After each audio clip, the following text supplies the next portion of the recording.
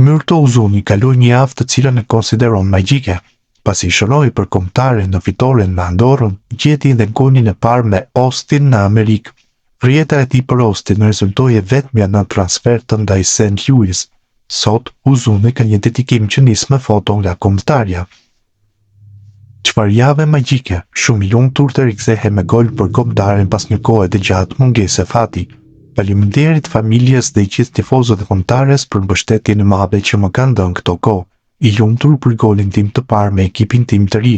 Ky është vetëm fillimi, shkrua Myrto Uzuni. Sulmuesi shqiptar ka hapur llogarinë e goleve të tij në Amerikë duke ndihmuar Austin të fitonte 1-0 nga St. Louis në ndeshjen e kësaj jave në kampionatin e Major League Soccer. Sulmuesi shqiptar ka treguar se çfarë është në gjendje të bëjë dhe se mund të jetë vendimtar me fanellën e kësaj skuadre, duke shpresuar që të vazhdojë ta bëjë një gjë të tillë sa më rregullisht në vijim. Kjo paraqitje e tij ka siguruar për herë të parë praninë në ekipin e kësaj jave në Major League Soccer.